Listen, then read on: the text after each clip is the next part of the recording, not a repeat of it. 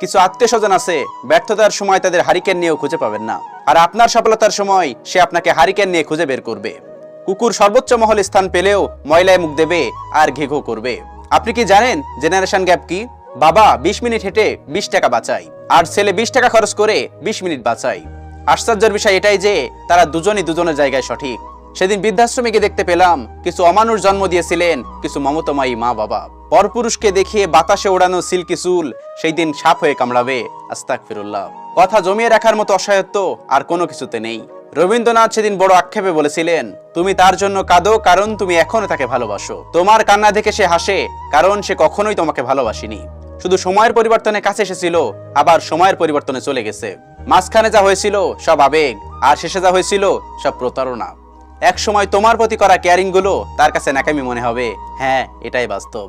আমাকে খুঁজতে যেও না, কারণ তুমি নিজেকে হারিয়ে ফেলবে। রেসপেক্ট ছাড়া সব সম্পর্কই ভয়ানক, কুৎসিত এবং বেদনার। হোক সেটা প্রেম, স্বামী স্ত্রী, ভাই বোন থেকে বন্ধু, এমনকি মা বাবার সাথে সন্তানও। আমরা এই প্রজন্মকে বোঝাতে পারবো না যে গাড়ি কোনো সাফল্যের প্রতীক নয়, এবং হেঁটে চলার অর্থও কিন্তু দরিদ্র নয়। সফল হলেই মাটিতে পা পড়বে না, তাও কিন্তু নয়। ঠকে যাওয়া মানেই হেরে যাওয়া নয়। ঠকে যাওয়ার পরেই মানুষ মূলত জয়ের পথ ধরে হাঁটতে শুরু করে। একটা মানুষকে জীবনে চাওয়া যতটা সহজ, তাকে জীবনে ধরে রাখতে পারাটা ঠিক ততটাই কঠিন। এই পৃথিবীতে এমন একটা পাখি আছে যার নাম প্যালিকান। যখন এদের চরম খাদ্য সংকট দেখা দেয়, তখন মা পাখিটি তার নিজের ঠোঁট দিয়ে তার বুক ক্ষতবিক্ষত করে, আর সেই ক্ষতস্থান থেকে বের হওয়া রক্ত পান করে বাচ্চারা জীবন বাঁচায়। পৃথিবীতে মায়ের তুলনা করার মতো কোনো বস্তু আবিষ্কার হয়নি। ভীষণ দামি কথা। তুমি মানুষকে যত বেশি সুযোগ দেবে, মানুষ তোমাকে তত বেশি দুর্বল ভাববে।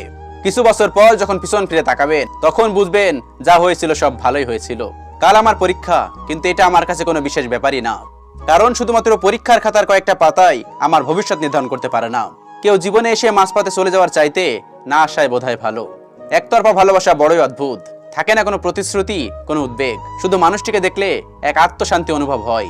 অসৎ হয়ে 1000 বছর বাঁচার চেয়ে সৎ হয়ে অল্প কিছুদিন বাঁচাই উত্তম। প্রতিবার খারাপ সময়গুলো আসে আমাদের কাছের মানুষদের আসল রূপ চিনিয়ে দেওয়ার জন্য। কারোর বেশি কাছাকাছি যেও না, কারণ তার আচরণের একটি ছোট পরিবর্তন তোমার অনেক বেশি কষ্ট দিতে পারে।